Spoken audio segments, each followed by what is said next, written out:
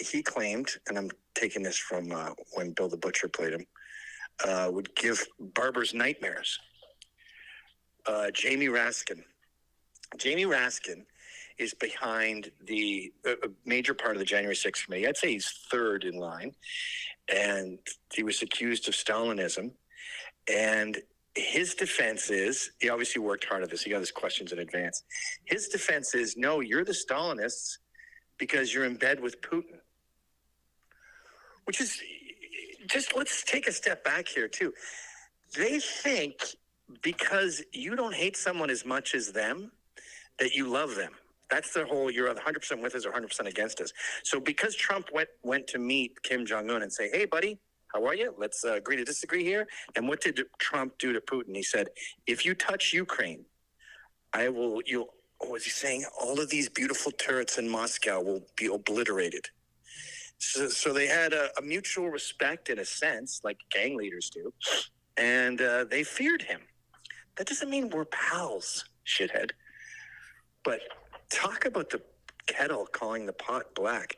Go to 2:30 of 22. Member of the January 6th Select Committee. Congressman, good to see you. Good morning. Trump's side, like Vladimir Putin, the former head of the KGB, who said that the collapse throughout the investigation about the attempt to propound the big lie and to keep things going long after the election had been settled. But it's interesting that he invokes Stalinism when all of the Stalinists are on Donald Trump's side, like Vladimir Putin, the former head of the KGB, who said that the collapse of the Soviet Union was the greatest catastrophe of the 20th century, or the dictator of North Korea, who Donald Trump writes love letters to. The Stalinists are on their side, and they should keep them on that side of the aisle. Because our side is fighting.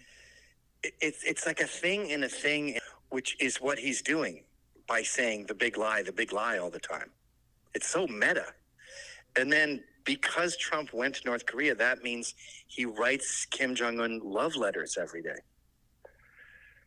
And again, worst hair in this administration and any administration. No one voted for him. Jamie Raskin, I mean, he actually seems to have tamed the beast in that clip. Can you go back to the clip? Yeah. Democracy in America. That's the best his terrible hair has ever looked.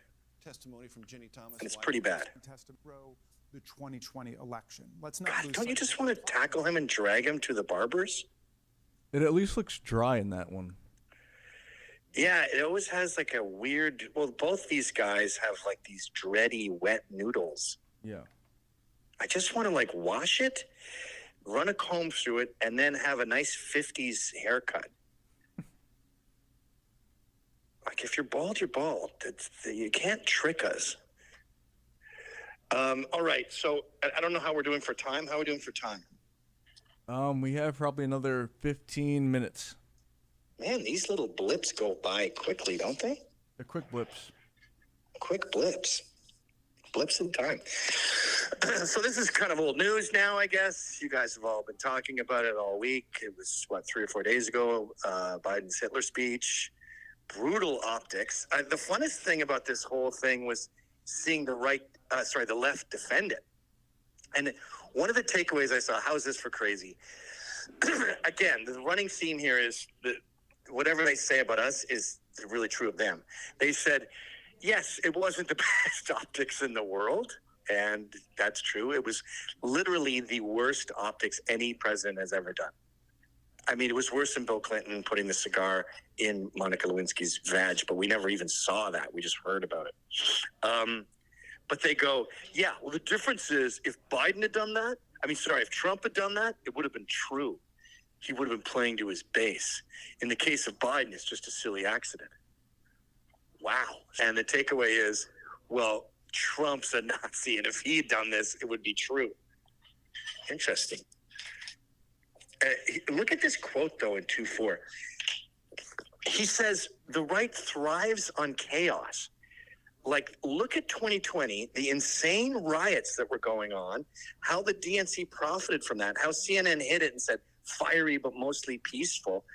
The globalists specifically thrive on chaos. That's why Soros funds these riots. That's why he wants them to happen. And the takeaway is we thrive on chaos? Why? Because of Jan 6? Our first riot in 100 years, whereas they've had a riot every year for 100 years.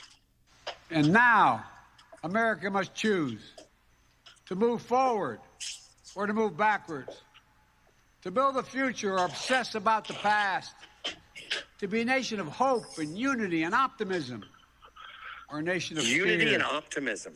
division, and of darkness. MAGA Republicans have made their choice. They embrace anger. They thrive on chaos.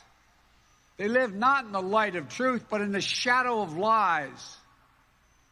But together we can choose a different path. And So now, wait a second. Yeah, he says Republicans they're shitty and whatever, but together.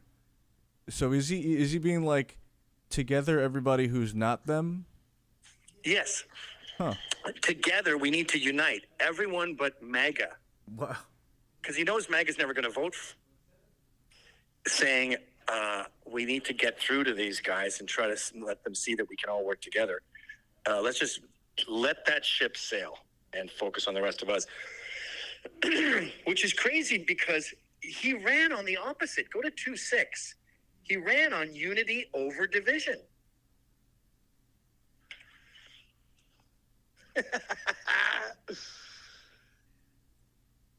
Like, this has been Jimmy Carter, eat your heart out. No one has been close to this bad, ever. I thought Scott Greer had a great take on the whole thing. He goes, the Biden administration is heavily internet-based. They're on social media nonstop. They're not normal people. They're disproportionately young people, affirmative action hires. So they like memes and stuff. And they like the whole Dark Brandon meme. They think it's cool. But they don't get that world, the liberal, it's basically the liberal Pepes, the Blue Anons. That world that represents basically nobody.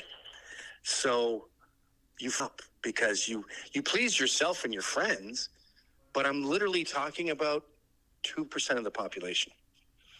The rest, the 50% that support Joe Biden, are shaking their heads right now going, guys, I'm trying to be on our team here, but you're making me feel like a complete asshole. And here's a crazy part of it. Check out 2-7. Some people are saying the Marines weren't even there. Can you hear me okay? I wonder if it's going to get on people's nerves hearing this sacred love phone voice the whole time. The South. See the two Marines right there next to Biden? Well, there's a person videoing on their phone in the audience, and there are no Marines. Watch.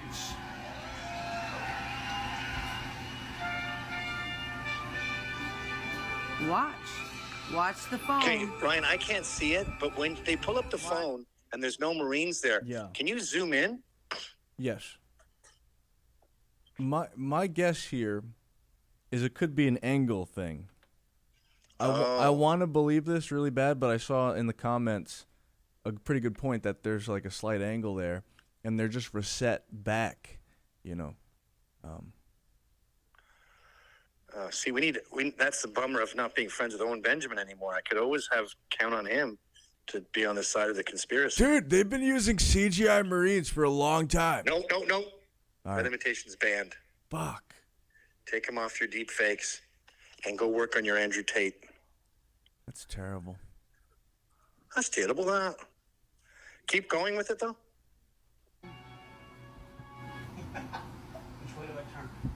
You tell me, guys. Were your eyes deceiving I should you? be wary of any news that comes from chicks. All right, how much time do we have? We have another 10 minutes, or about 9 minutes. Okay, well, let's do some insurrection stuff because, again, they had insurrections, and I'm not just talking about the riots. They literally had insurrections.